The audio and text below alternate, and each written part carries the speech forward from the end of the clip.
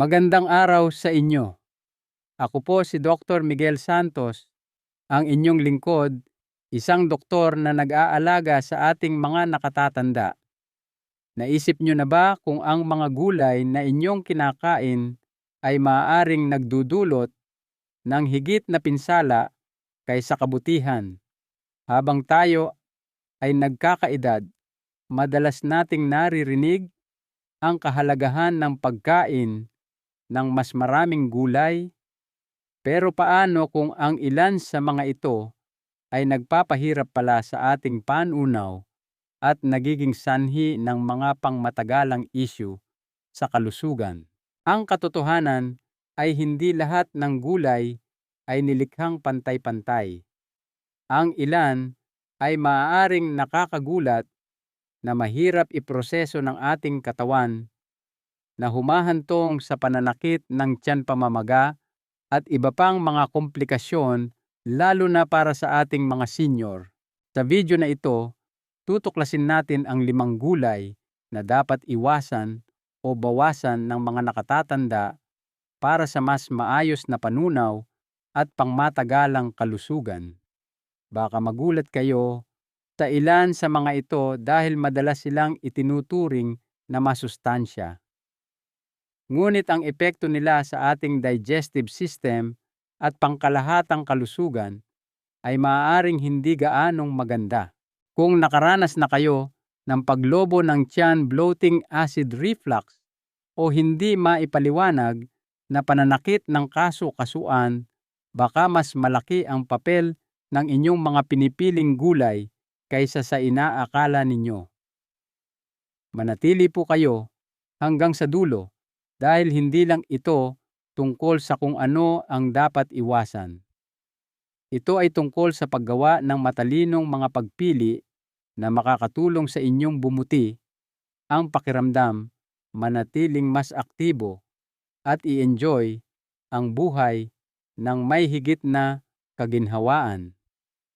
Hihimayin natin ang bawat gulay na ito at ipapaliwanag kung bakit sila maaaring maging problematic, kasama ang ilang mga tip sa kung ano ang maaaring kainin bilang kapalit. Kaya't kung seryoso kayo sa pagpapabuti ng inyong panunaw at pangmatagalang kalusugan, hindi ninyo gugustuhing makaligtaan ito. Tara na, simulan na natin. Numero 1, mga cruciferous na gulay: broccoli, cauliflower, repolyo, Brussels sprouts. Isa sa pinakamalaking pagkakamali ng mga senior pagdating sa kanilang dieta ay ang pag-aakala na lahat ng gulay ay pantay-pantay ang benepisyo.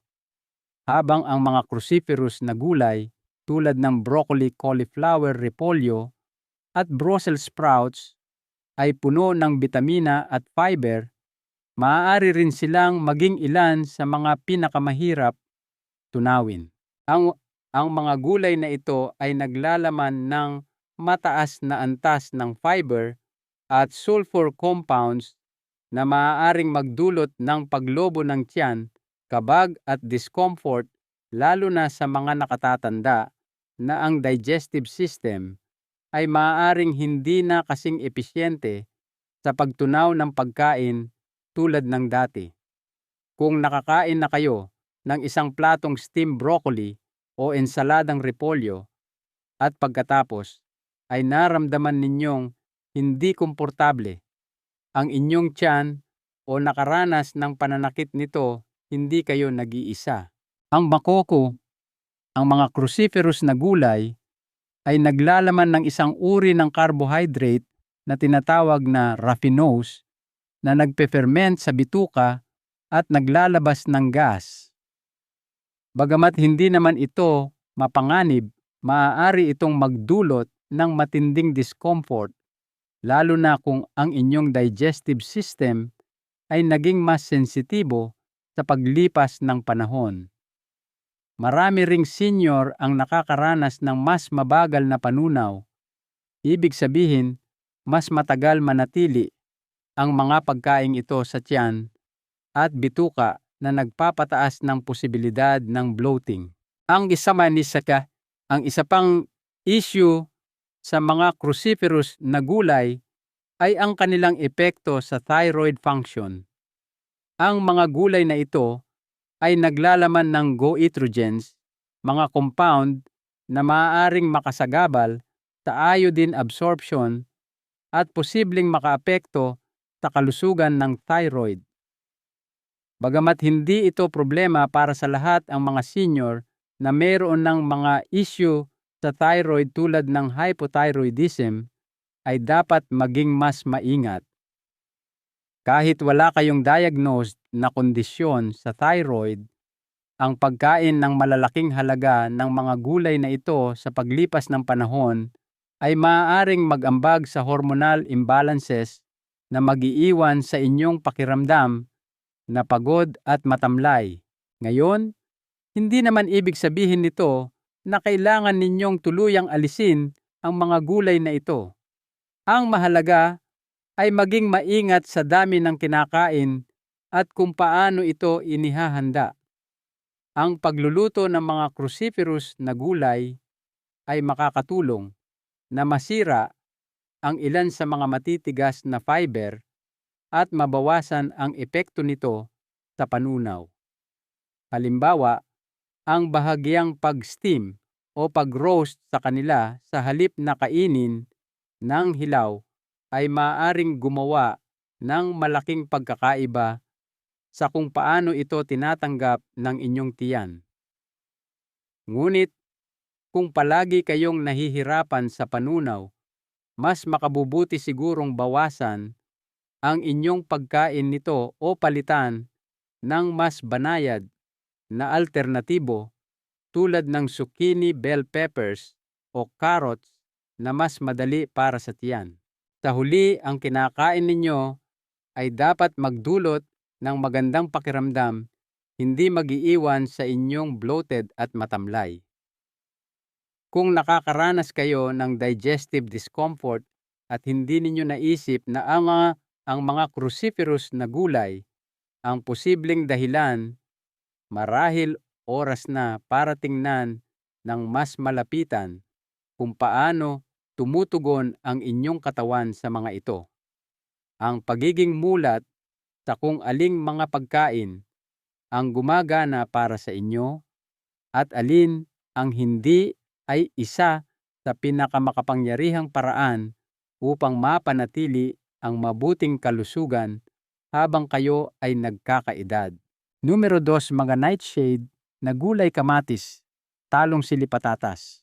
Karamihan sa mga tao ay hindi gaanong pinag-iisipan ang mga gulay na kanilang kinakain araw-araw. Ngunit kung nakakaranas kayo ng pananakit ng kasukasuan, pamamaga o digestive discomfort, maaaring may ilang gulay na kumakalaban sa inyo. Ang mga nightshade na gulay tulad ng kamatis, talong sili at patatas ay naglalaman ng mga compound na maaaring mag-trigger ng pamamaga at iritasyon, lalo na sa mga senior na nakikipagbuno na sa arthritis o iba pang inflammatory conditions. Isa sa mga pangunahing salarin sa nightshade na gulay ay isang kemikal na tinatawag na solanin. Ang natural na lason na ito ay matatagpuan sa mga patatas, kamatis at iba pang miyembro ng pamilya ng nightshade at iniuugnay ito sa paglala ng pamamaga sa ilang individual.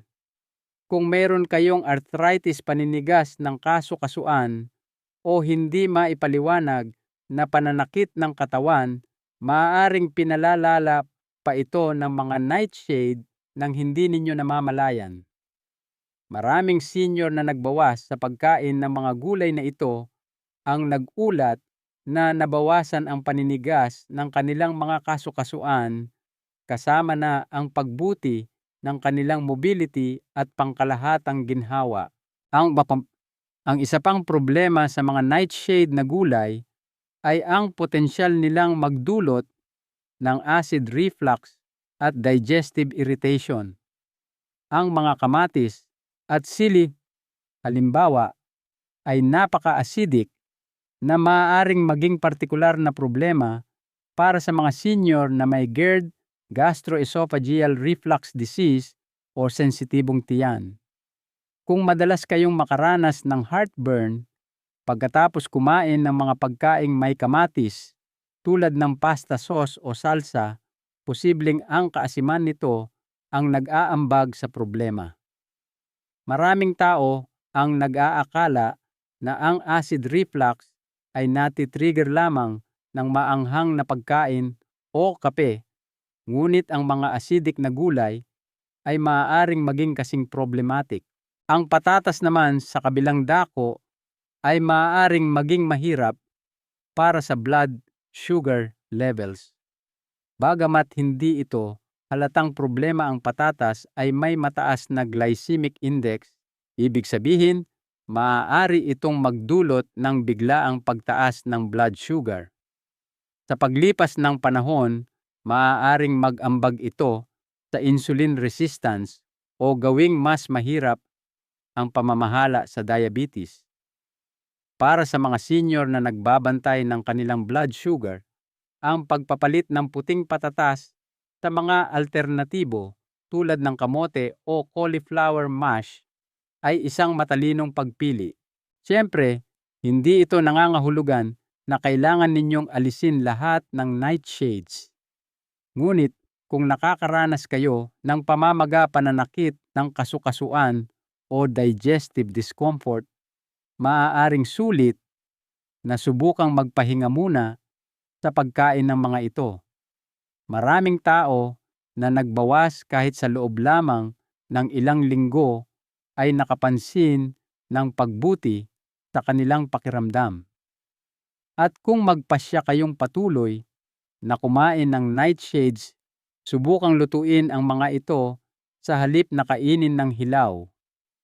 Makakatulong ito na masira ang ilan sa mga compound na maaaring magdulot ng iritasyon.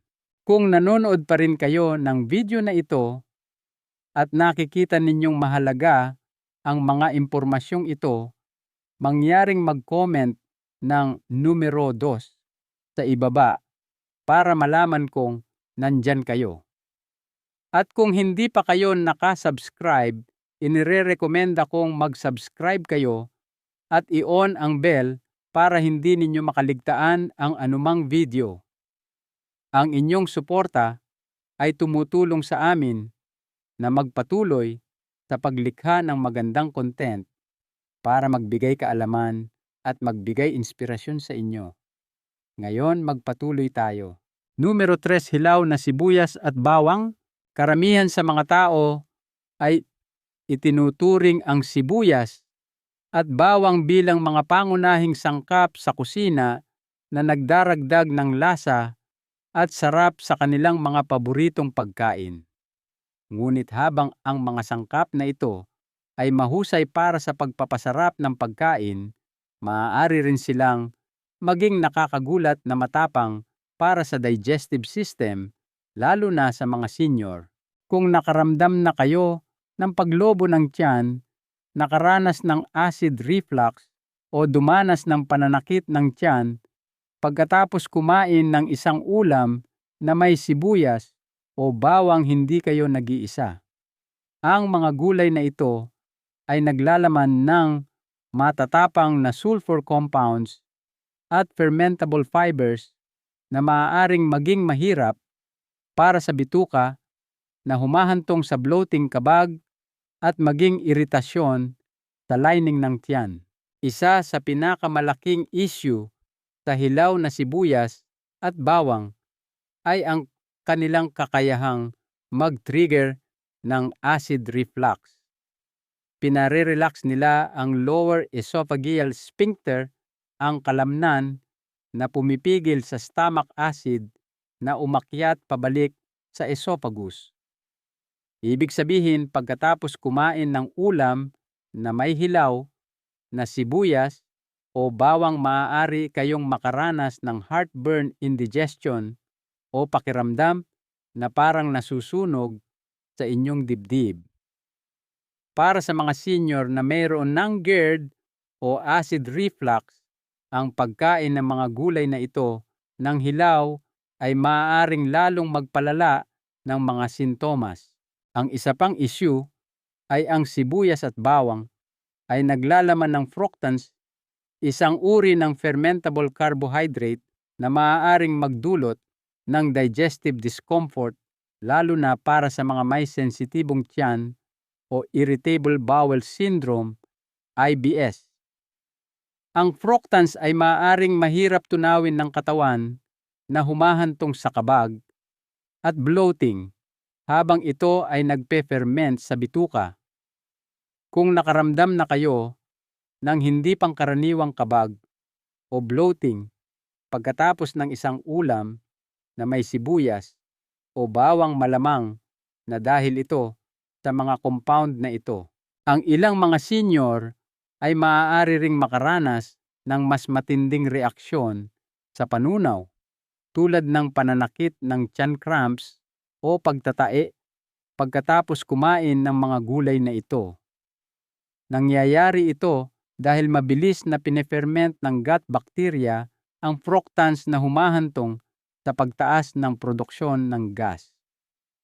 Ang resulta, hindi komportableng bloating na maaaring tumagal ng ilang oras na nagiiwan sa inyong pakiramdam na matamlay at mabigat.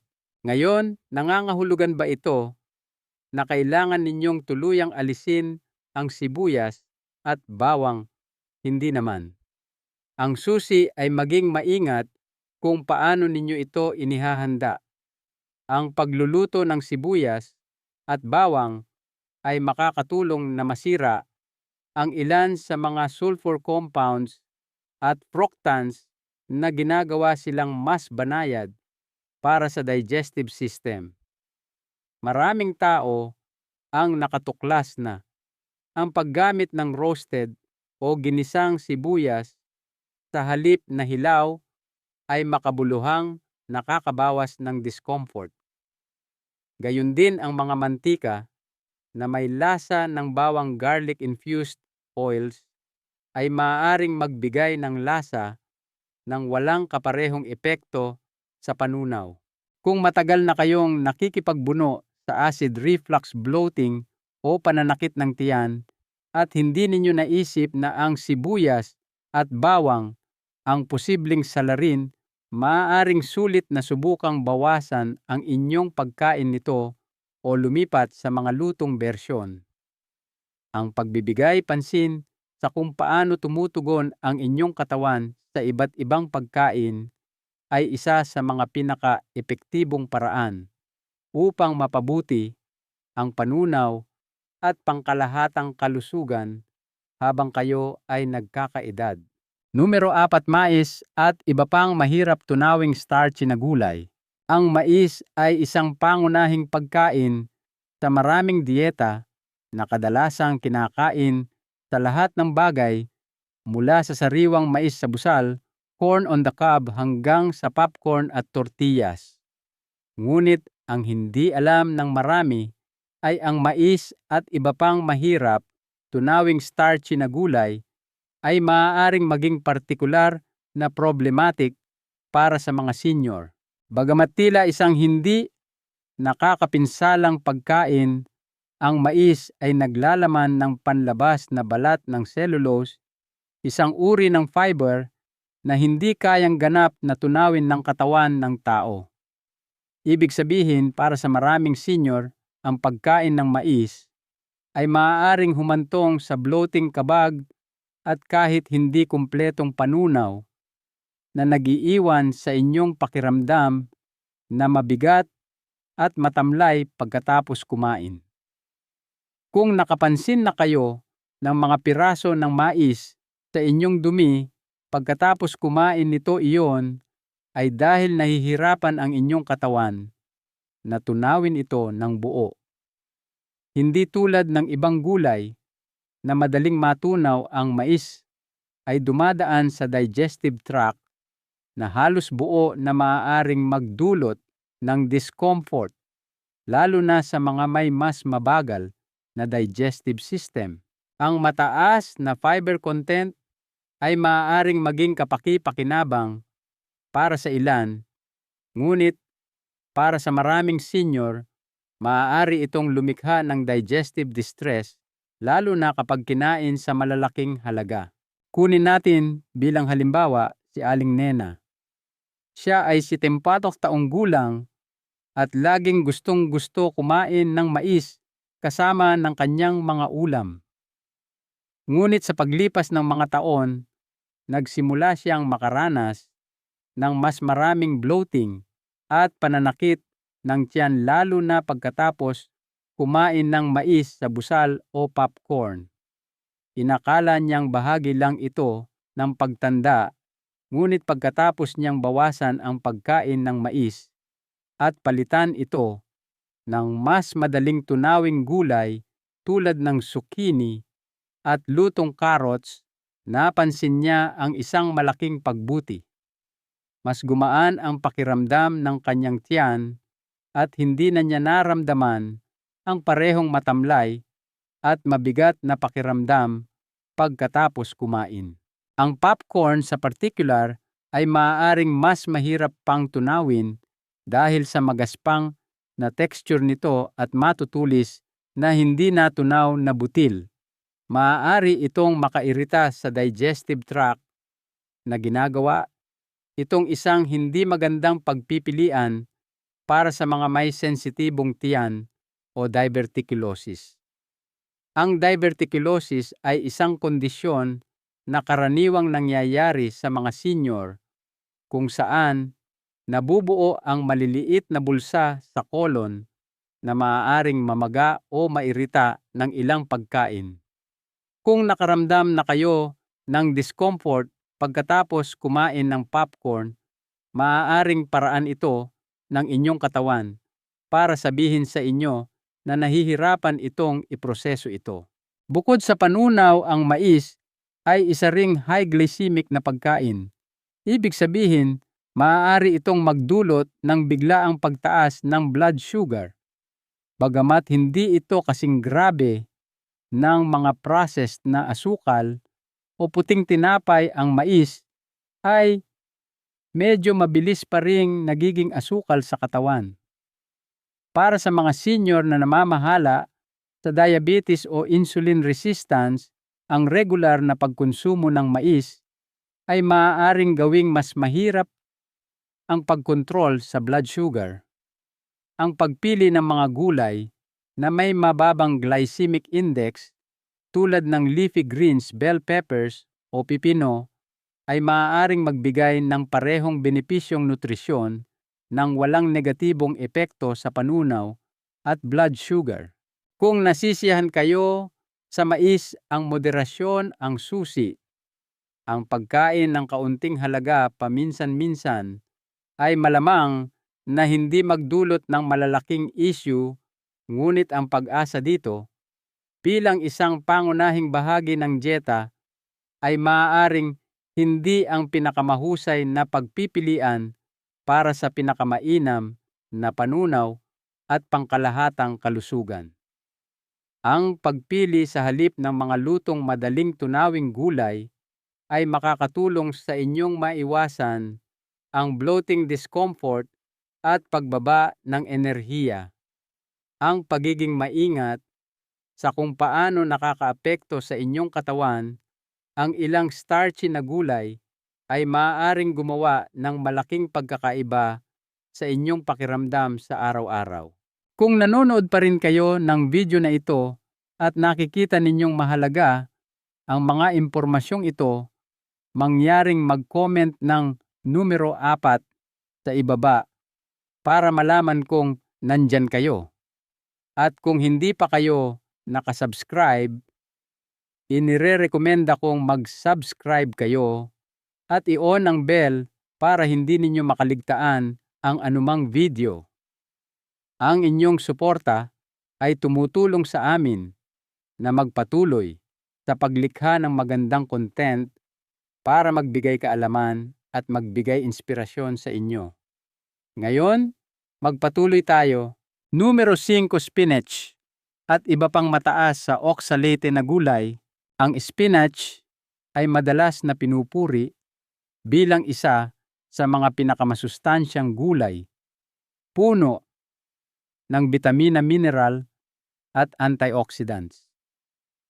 Ngunit ang hindi alam ng marami ay para sa mga senior, lalo na sa mga madaling magkaroon ng kidney stones o mga issue sa calcium absorption, ang spinach at iba pang mataas sa oxalate na gulay ay maaaring maging problematic.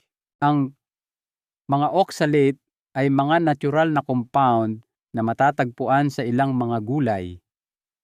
Bagamat hindi sila nakakapinsala sa maliliit na halaga, ang pagkonsumo ng masyadong maraming pagkaing may oxalate ay maaaring mag-ambag sa pagbuo ng kidney stone at makasagabal sa kakayahan ng inyong katawan na mag-absorb ng mahahalagang mineral tulad ng calcium.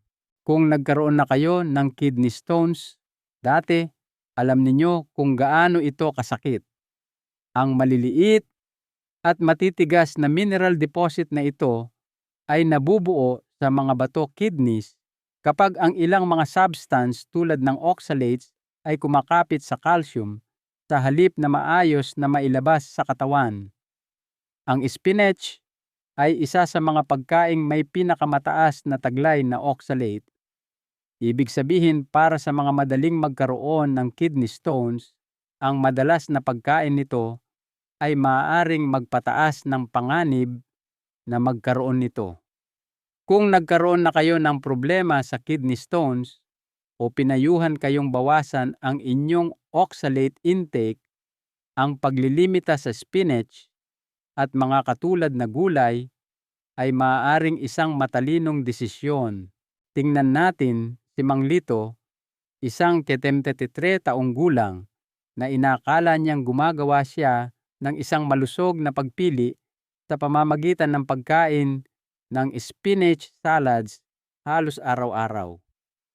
Hindi niya inaasahan na ang isang bagay na malawak na itinuturing na mabuti para sa iyo ay maaaring magdulot sa kanya ng problema. Matapos magdusa mula sa paulit-ulit na kidney stones, iminungkahi ng kanyang doktor na bawasan ang mga pagkaing mataas sa oxalate.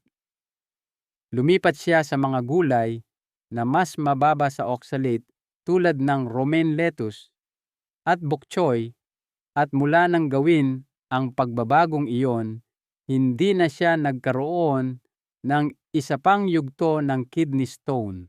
Ang isa pang issue sa mga gulay na mataas sa oxalate ay ang kanilang epekto sa calcium absorption. Kapag ang mga oxalate ay kumapit sa calcium sa bituka, pinipigilan nila ang katawan na ma-absorb ito ng maayos. Sa paglipas ng panahon, maaari itong mag-ambag sa mas mahinang mga buto na isang malaking alalahanin para sa mga senior na nasa panganib ng osteoporosis. Dahil ang pagpapanatili ng matibay na mga buto ay mahalaga para maiwasan ang mga bali o mapanatili ang mobility. Ang pagtiyak na sapat ang naa-absorb na calcium ng inyong katawan ay kasing halaga ng pagkakaroon ng sapat nito sa inyong dieta. Kung kumakain kayo ng maraming spinach o mga katulad na gulay, ngunit hindi nakakakuha ng sapat na calcium, maaaring hindi ninyo nakukuha ang buong benepisyo ng inyong mga pagsisikap. Ngayon, nangangahulugan ba ito na dapat ninyong itigil ang pagkain ng leafy greens ng tuluyan? Hindi naman. Ang susi ay ang pagpili ng tama. Sa halip na umasa ng husto sa spinach, isaalang-alang ang pagpapalit nito sa mga alternatibong mas mababa sa oxalate tulad ng kale arugula o mustard greens. Ang mga opsyong ito ay nagbibigay pa rin ng maraming nutrisyon nang walang mataas na oxalate content na maaaring magbigay ng bigat sa inyong mga bato o makasagabal sa mineral absorption. Bukod pa rito, ang pagpapares ng mga pagkaing may oxalate sa mga pinagmumulan ng calcium tulad ng mga produktong gatas ay makakatulong na mabawasan ang panganib ng pagbuo ng kidney stone sa pamamagitan ng pagpayag na kumapit ang mga oxalate sa calcium bago pa man makarating sa mga bato. Habang tayo ay nagkakaedad, ang paggawa ng maliliit na pagsasaayos sa ating dieta ay maaaring magkaroon ng malaking epekto sa kung paano tayo nakakaramdam at gumagana. Kung nakikipagbuno kayo sa kidney stones, mga alalahanin sa bone density o digestive discomfort, ang pagbibigay pansin sa mga oxalate ay maaaring isa sa mga pinakamatalinong pagbabago na maaari ninyong gawin. Hindi ito tungkol sa pag-aalis ng mga gulay ng tuluyan. Ito ay tungkol sa paggawa ng mga may kaalamang pagpili na sumusuporta sa inyong pangmatagalang kalusugan, pangwakas na kaisipan. Ngayong natalakay na natin ang 5 gulay na ito, maglaan po tayo ng sandali upang pag-isipan kung paano maaaring nakaapekto ang inyong dieta sa inyong panunaw at pangkalahatang kalusugan. Bagamat ang mga gulay ay isang mahalagang bahagi ng isang malusog na dieta, hindi lahat ng ito ay angkop para sa bawat tao, lalo na habang tayo ay nagkakaedad. Ang ilan ay maaaring mag-trigger ng digestive discomfort, pamamaga o iba pang hindi kanais-nais na epekto na maaaring magparamdam sa inyong matamlay sa halip na masigla. Ngunit sa pamamagitan ng pagiging maingat sa mga pagpipiliang ginagawa ninyo, maiiwasan ninyo ang hindi kinakailangang discomfort at magpatuloy na maramdaman ang inyong pinakamahusay na kalagayan sa mga darating na taon. Kung nakikipagbuno kayo sa bloating acid reflux, pananakit ng kasukasuan o kidney stones, isaalang-alang ang paggawa ng ilang simpleng pagbabago. Ang pagbabawas sa mga cruciferous na gulay tulad ng broccoli at repolyo ay maaaring makatulong na mabawasan ang kabag at bloating. Ang pag-iwas sa mga nightshade na gulay tulad ng kamatis at sili ay maaaring gumawa ng pagkakaiba kung nakakaranas kayo ng pananakit ng kasukasuan. Ang paglilimita sa hilaw na sibuyas at bawang ay maaaring makatulong na mapawi ang acid reflux, habang ang pagbabawas ng inyong pagkain ng mais ay maaaring mapabuti ang panunaw. At kung madali kayong magkaroon ng kidney stones o mga issue sa calcium absorption, ang pagpapalit ng spinach sa mga gulay na mas mababa sa oxalate ay maaaring isang matalinong hakbang. Ang magandang balita ay para sa bawat gulay na maaaring magdulot ng problema, laging may magagandang alternatibo na nagbibigay ng mga sustansyang kailangan ninyo nang walang mga hindi kanais-nais na epekto. Isang mahalagang aral, laging tandaan, ang inyong katawan ay palaging nagbibigay ng mga senyales. Ang pakikinig at pagbibigay pansin sa kung ano ang ipinaparamdam sa inyo ng ilang partikular na pagkain ay ang pinakamakapangyarihang gabay ninyo sa paggawa ng pinakamahusay na mga pagpili para sa inyong kalusugan. Sa huli, ang layunin ay hindi lamang kumain ng masustansya. Ito ay kumain sa paraang nagpapabuti sa inyong pakiramdam at sumusuporta sa inyong pangmatagalang kagalingan. Salamat po sa inyong pagsama sa amin ngayon. Gusto naming marinig ang inyong saloobin.